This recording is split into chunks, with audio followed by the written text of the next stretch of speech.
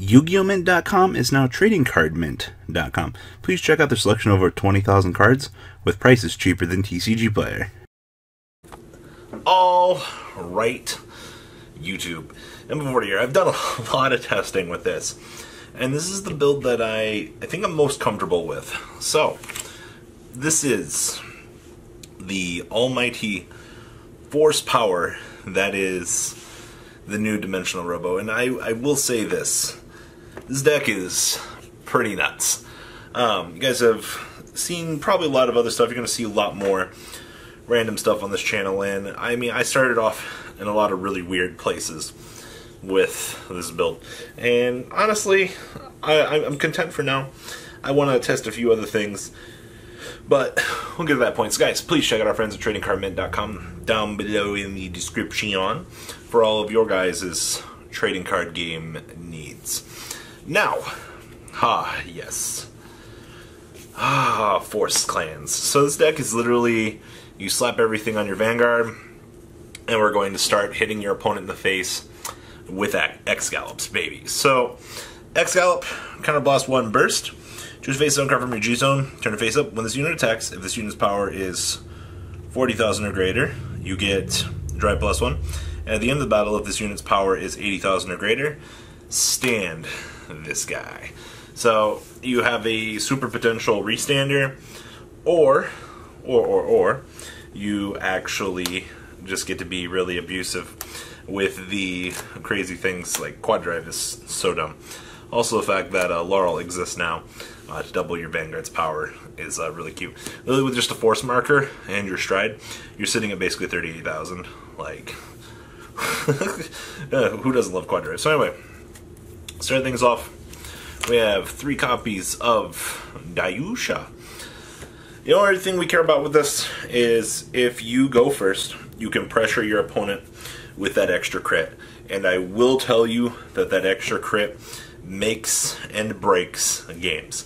The early game pressure is so good. A lot of people will just no-guard it, take the extra damage. Yeah, it's a big mistake because your next stride is going to be this, which usually would probably be swinging in on GB3 if you got the heal trigger. It's probably one of the cool things I like about this deck is your grade 3 is literally like 35,000 crit +1, and then you just kind of sit there and smile at your opponent for the rest of the turn. You're just like, yeah, sorry bro. Now, the other grade 3s we play are 4 Ultimate Dimensional Robo Dayusha. Also, before I continue, please check out our friends at TradingCardMint.com down below in the description. Save your guys selves a little bit of money. I love those mid-roll helps. And we're playing 4 copies of Super Dimensional Robo Great Dayusha. One of the things it's kind of weird because if your Zerath Dragon like fails, you still have this with this for Quad Drive. Has it came up? No, not really. But because we can actually do it, it's actually pretty cool. So, hey, I mean, who doesn't like just really weird interactions and things to do? I really wish this worked on anything. Also, instead of striding, you can also go for Quad Drive, but why do that when this card exists? So, this deck is just 100,000 to the Vanguard response, the deck. Now, since we do play the Gallop Stride, we are playing this guy. He has Counterblast 1. If you have Vanguard with Gallop and its card name, you pay his cost if you draw a card. And then this guy gets 3k if your Vanguard's power is 30,000 or more, or 40,000 or more, and you get your counter charge. So basically, on call, draw a card, and then he's a 13k attacker. Seems so free to me. I just love filtering through so many of these. So there is that. Now, I'm only playing 3 copies of Die Dragon. I know a lot of people are going to be a little bit indifferent about this. This is a really good attacker. I understand this. But the overall insane value that this card grants me is actually pretty nuts. In premium, I can tell you that 15k shields I have absolutely no regret with. Especially with it being 11 grade 2s. It's absolutely fine. So, currently testing this. I had 4 this, 3 this. I cut to this ratio. I've had no problems ever since. So, just definitely this extra shield value for guarding helps so fucking much. And it's not even a drawback from the deck at all. Considering you turbo draw so much in this deck, it's not even funny. Now, we're playing 4 copies of the Soul Blast 1 Give Power to the Vanguard, which is actually pretty good. And 3 copies of this. I kind of want a 4th copy of this because this does pressure the opponent, forcing them to guard additional cards for this turn is pretty key. Because if they've got like a large 12 to 14 card hand, this definitely bursts it down when they have to do things outside of G-Guardians. Now, my generalized opinion of this is I don't want to swap this out for another copy of this. I don't really know what I would want to cut for an additional copy of this. But for the current point in time, sticking to this, just because this is what I'm most comfortable with in terms of just generalized ratios. There's no real reason to want to shift this other than to try to get greedy and punish the opponent more. So, I mean, not much more to really say about that. And then we have 4 Commander Laurel. Why does this card exist? I'm never going to know. This card is actually dumb as balls. Like, I thought Old Laurel was better. No, I was wrong. Powering this guy up with an extra critical trigger to burst down your opponent. So much free value.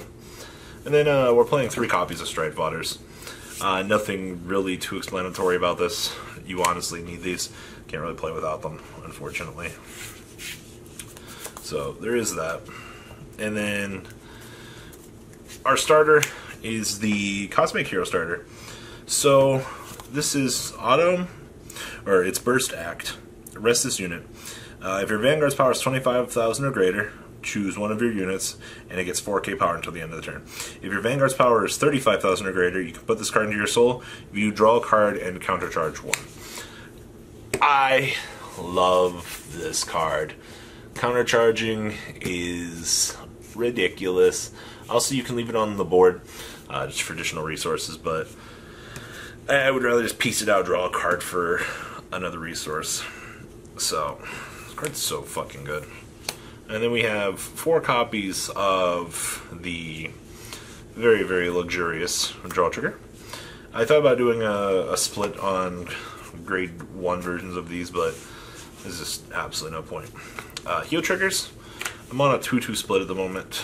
Honestly, it hasn't really came up all that much. This comes up more on defense. Sometimes I would rather have them all be the same, but sometimes you just need that fucking counter charge. Like, counter charging does come up. We're on a 5 critical trigger, and then we're on 3 of these. This card is absolutely dumb. 4k to the Vanguard. If on the attack, if the Vanguard's power exceeds 37,000, draw a card. With Re-Standy Boy over here, you get to draw 2 cards for no reason and shove a stand back in your deck. Fucking absolutely. G-Zone. We have 3 copies of Gallop. God. Re-Standy Quad Drive guy. Your secondary win con is Mr. Stark. I don't feel so well. 3 attacks with this should hypothetically kill your opponent. If this does not kill your opponent, well, then you're going to just burst them down and finish the game. Like, such good value. And then we're playing 2 copies of this. This is just also mainly an unflipped target. Also, if I need to try to do things, no, this doesn't do anything. It's just in here for fucking no reason. If you need to call out a 3, that's about it. I was originally testing out the Counterblast, what's it called? The Counterblast Dimensional Robo to attempt to draw cards when the Vanguard swings for a Counterblast, but just didn't turn out well. This is just fucking flip fodder. 2 copies of Dianexus. This card is also... powers up dimensional Robos depending on how you have your field set up. I don't know. I don't like these. The whole deck doesn't have like really cool alternate other strides because none of them are as good as these four. You know, most everything else is just going to be Flip Father. So, but I don't know. Still, it's just all kinds of really weird in here. I love this card to death. I think this card is one of the nuttiest cards Dimensional Robo have going for it. But we never see this guy. It's kind of weird. Like, everybody else just does the job for you. And most of the time, like, all the decks, he's just kind of here. Another flip target. Yeah, nothing else to really say about Sabreeze. G-Guard's Oceanic Conversion. This card's still really good, but it doesn't... You never really have a board for it. Mixed Elemental for additional power. Caribou, this card's really good. This guy, because powering down, and one copy of the Gleam, because we need to fix those really shitty hands some days. So this is current Dimensional Robo. You have your options on what to change. Kind of just test things, see what you think. But I think One Punch Man is definitely a very fun deck. Honestly, most fun I've had playing Dimensional Robo in a very, very long time. So guys, please leave a comment down below. Tell me what you guys think. Check out our friends at TradingCardMint.com down below in the description. And I'm Cool40 on checkout. And I'm out, guys. Deuce Renos.